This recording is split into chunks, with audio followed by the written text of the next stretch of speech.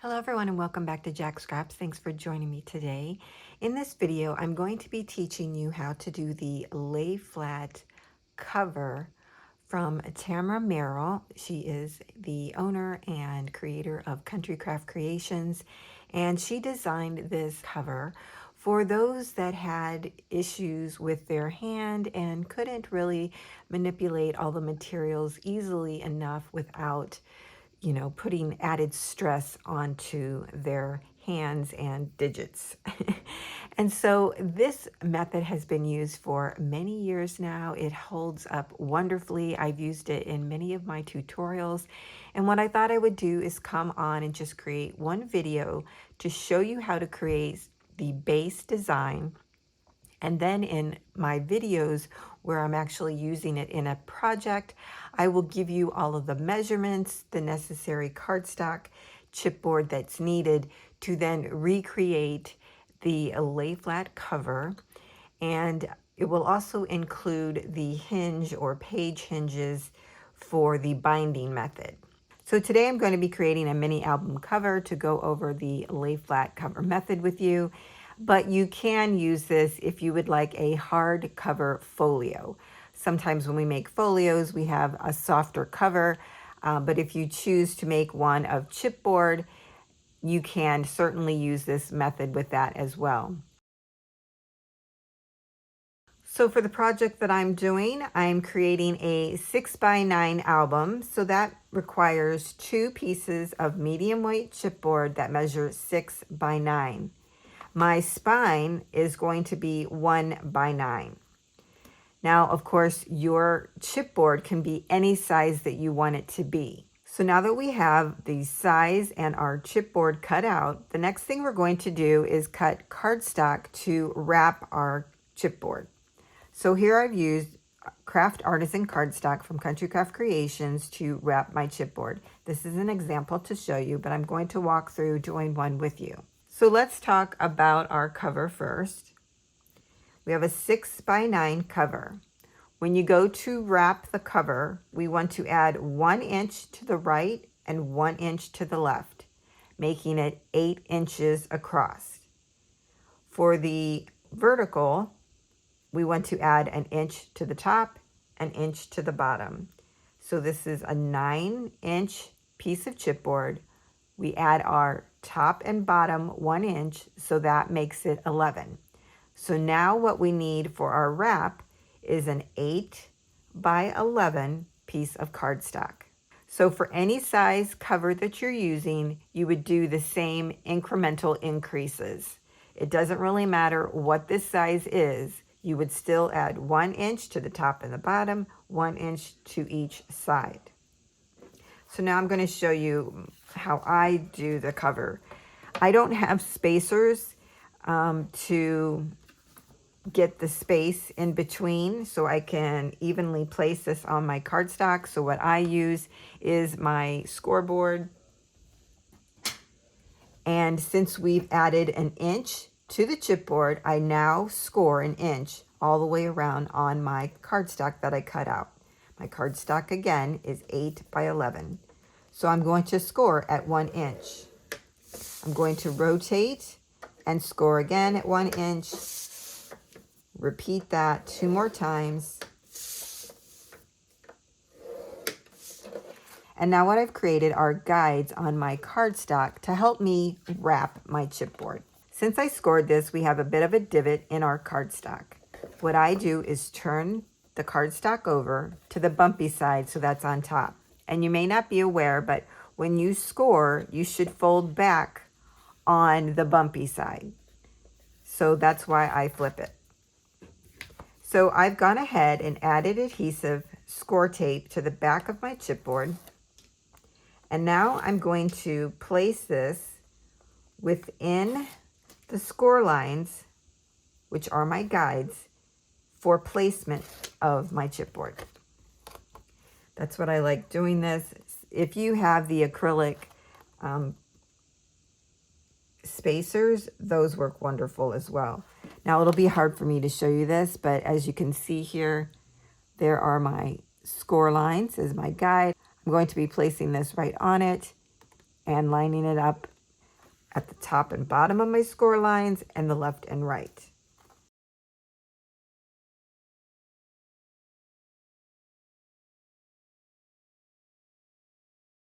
I'm going to flip this over and give it a good burnish. The next thing you do is one of two things. You can take your bone folder and go along the edge of the chipboard and start making a crease. See that? Or what I think is a little easier is you can just take your chipboard and fold down onto those edges and then make your creases that way. I do that first and then I go back with my bone folder to make the other creases. I just found it's easier on the hands and I'm all about that. So once you fold it all the way around, then come back in with your bone folder. See how much easier that is? Much easier. And we're going to crease this and we're training the paper to wrap around the chipboard.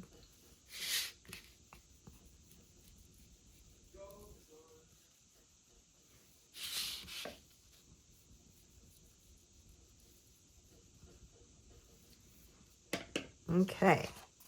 Now, when we did the folding and the creasing, what we've done is created these little blocks here in the four corners. And we want to cut those out. The way that I do it, and some of the designers of Country Craft Creation may do this a little different, is I cut in front of the score line. Let me get you one that you can see here.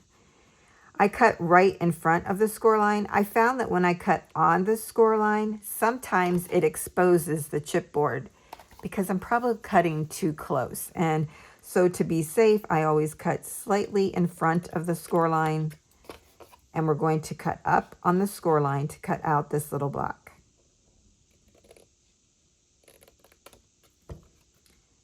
And we just remove that little piece. And we repeat this process on all four corners. Remember, the idea here is to wrap and cover the chipboard because it's not the prettiest thing to look at.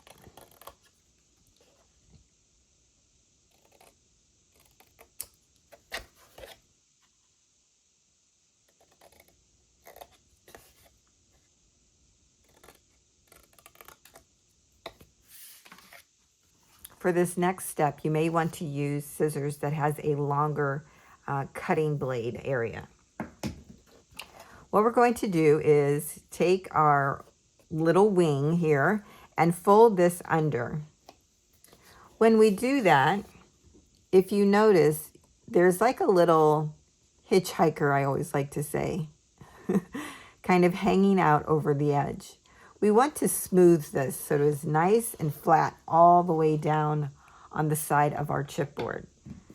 So we take our scissors, we butt it up against the chipboard edge, and we just angle it slightly. So we've cut off that little hitchhiker and now it's nice and smooth. Let's flip this over and we're going to do the other end. Now this one doesn't have that, but I'm still going to put my scissors here, make a slight angle cut so that all of my edges look the same. So as you see here, I'm just cutting off a little sliver. So we want to repeat that on the left-hand side. So we fold this under. Here again, we have that little hitchhiker, and that's probably because I cut in front of the score line. But like I said, I found when I cut on the score line that I'm usually cutting too close. So I'd rather go ahead and do this than cut too close.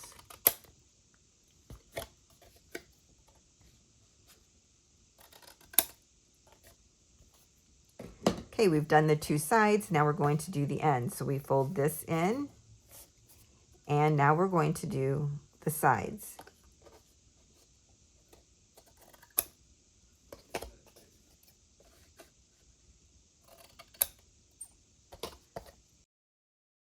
Fold in the right side and repeat.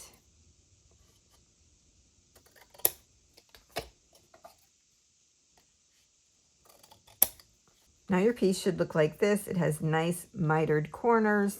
We're going to flip this over, and now we're going to be gluing down our little wings that we just created and trained. Let's start here with the long side.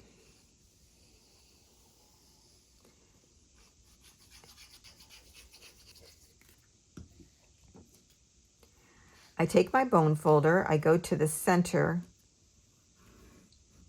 I kind of go up and down, bringing it close in, and then fold it over in the middle. I start in the middle.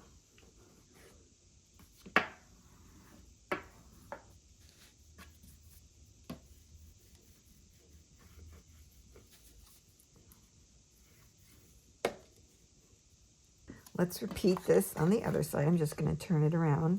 I usually go down along the side of the chipboard. That's how Tamra showed it.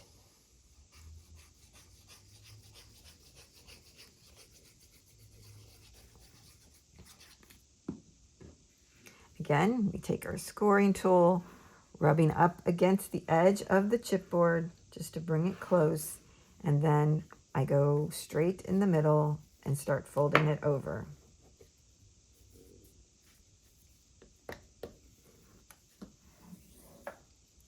It's okay if you get glue here, you're really not going to see it in the end. And then just burnish that really good.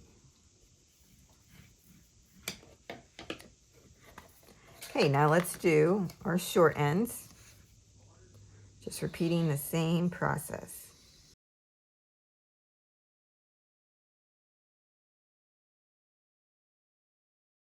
Look how wonderful that looks.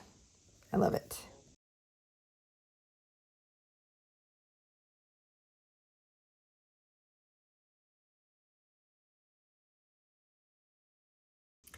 And there we have our cover is now wrapped. Really easy to do. So these are ready. Now let's work on the spine. And this is where it gets a little different than the front and back cover. Now for the spine chipboard, that's where it's different, as I mentioned. And what you do for this one is you still add your 1 inch to the top and to the bottom. So this is a 1x9 piece. So when we add our 1 inch at the top and the bottom, this would now become 11. For the width of the cardstock wrap, you always add 1.5 inch to the left, 1.5 inch to the right, plus the size of your spine. So my spine is 1 inch. I've added 1.5 inches to the left, 1.5 inches to the right, and that makes this 4 by 11. So no matter what size that you use for your spine, that's how you calculate it. Now to help out with all of the calculations, which is really quite easy, I've added a little guide here. I thought it would help you, and even included some photos in case you forget along the way. It would be a nice little refresher for you, and you may not have to watch the whole video all the way through. But it will give you the measurements, provide some examples, and also the photos. So that will be linked in the description box below for you. That's a freebie. So for this one, we're going to again create the guides. Again, you don't have to do this part. It's optional. If you have the spacers, by all means, use those. But I don't have 1.5 inch spacers, so I'm going to score at 1.5. I'm going to rotate and score at 1. Going to rotate my cardstock again, score at 1.5. And the last rotation, we're going to score at 1. So here again, I'm going to flip my cardstock over. I've added my score tape to the back of my chipboard. I know some people like to use wet adhesive, but I recommend score tape when you're creating your cover. So I'm just putting this again in my guidelines that I just created.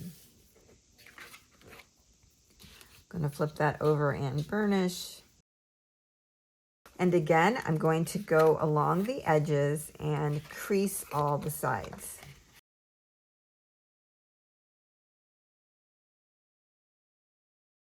And now I'll do our next step, which is to go along the back side of our partially wrapped chipboard and crease the edges.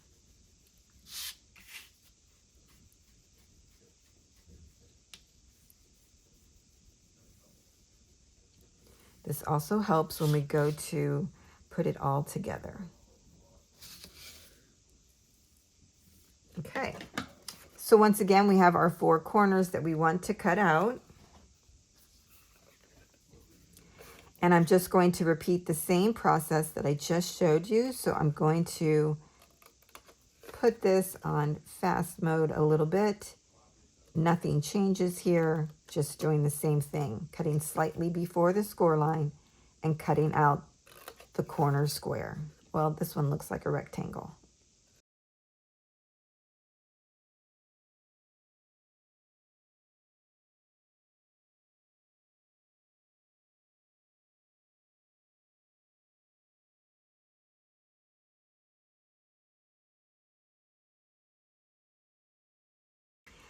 And this is how it will look once you have all of your corners cut out and trimmed a little bit. Now for this piece, another difference is that we only glue down the top and the bottom. We don't yet glue down the sides.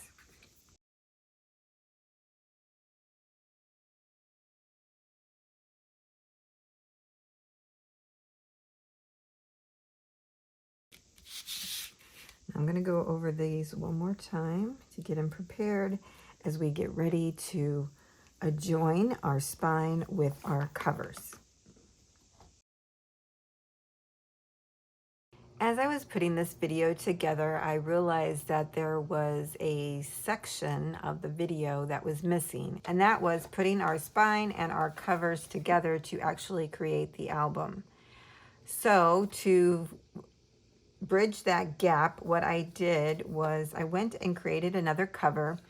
I did not have Craft Artisan cardstock to reproduce the same look as the cover I previously was using, but I'm going to use this white cover just to show you how to attach these 3 pieces together, and then I'll go back to the craft album that we started with.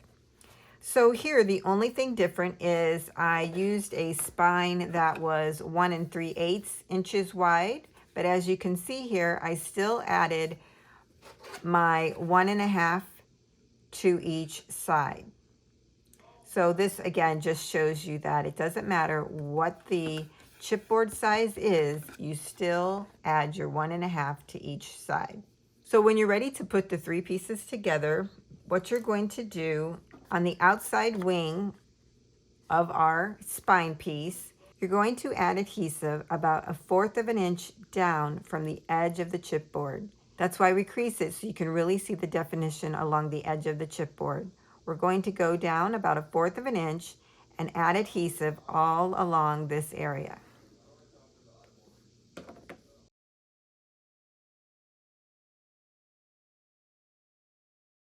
Now I'm using my scoreboard to help keep my pieces level.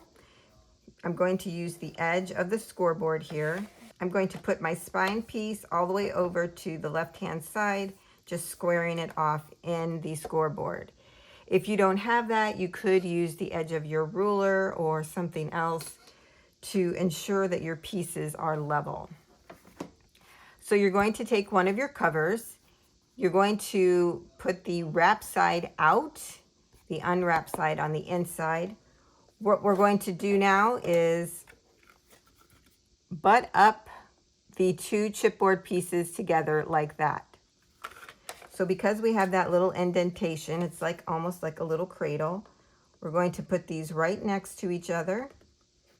So the edge of the chipboard spine to the edge of our chipboard cover. And that's why I like using the scoreboard edge, it just makes sure that everything is nice and straight. And you want to get those two pieces together as close as you can without going over the chipboard piece. So there you can see these are all lined up right like that, all the way down. I flip this over and then give it a good burnish. Now we repeat that same process on the other wing or hinge. Go down about 1/4 of an inch from the edge of the chipboard.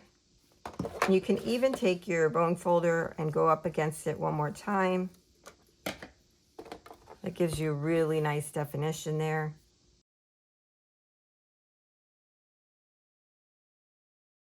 Now I'm going to turn this back around to the way that I started the album. That's just how I like to do it. So I'm going to bring over my second cover piece, and I'm squaring this off into the corner of my scoreboard. And I'm going to bring in my cover and line up my two chipboard pieces. Again, making sure that they're nice and snug together. Yeah, there we go. Nice and snug, and everything is straight and aligned. And then flip this over and burnish.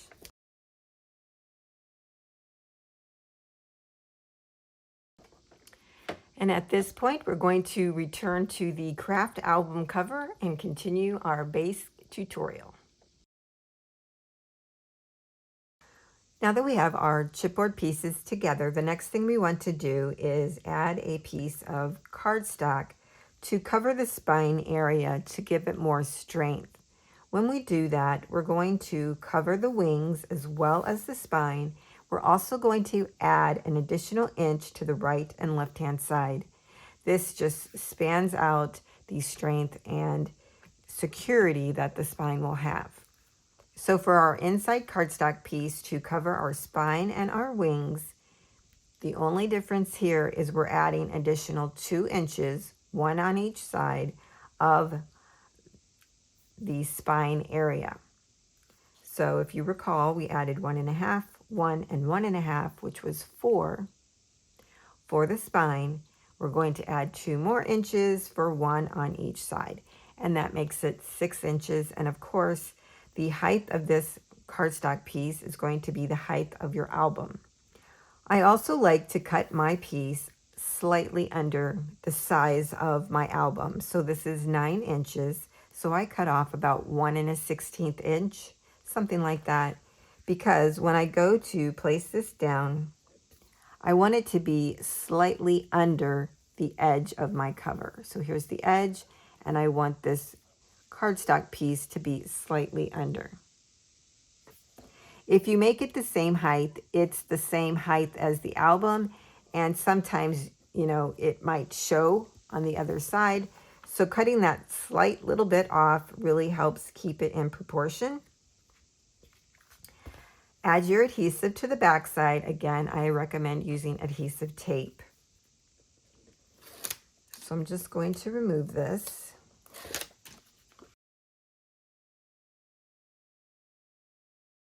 Now to place this down, what I do is just kind of take my cardstock, I place it over the spine area, and I really kind of just guesstimate. You could make a 1 inch tick mark here on each side so that you're a little bit more accurate. But as long as we are covering the spine area, the wings, and having some of it overlap onto the chipboard, it'll be fine. So I usually just start here and then move my cardstock up. I get it in place, make sure that it's slightly under on each end. Remember, I want it to be slightly under, see that?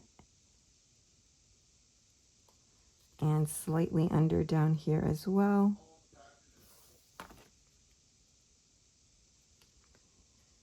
And when I think I got it, I go ahead and Start from the center and push out. And then I burnish. You want to burnish this really good.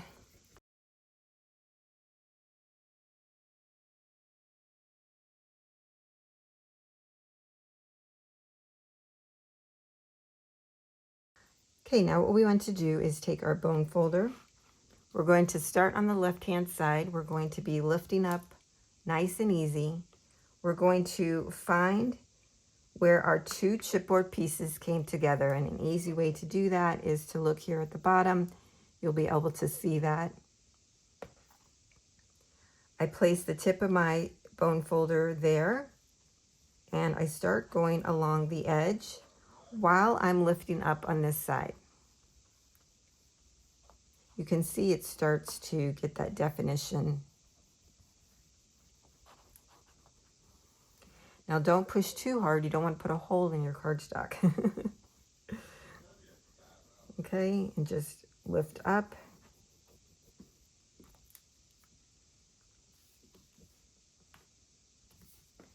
Sometimes I even lay it flat, to be honest. There we go.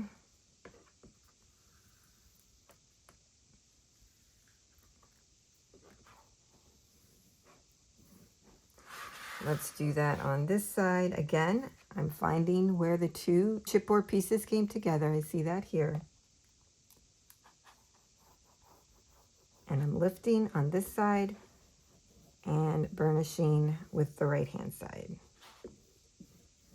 Or vice versa if you're left-handed.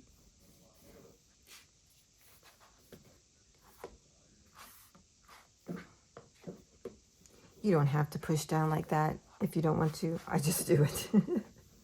I know it gives me some satisfaction to lay it flat.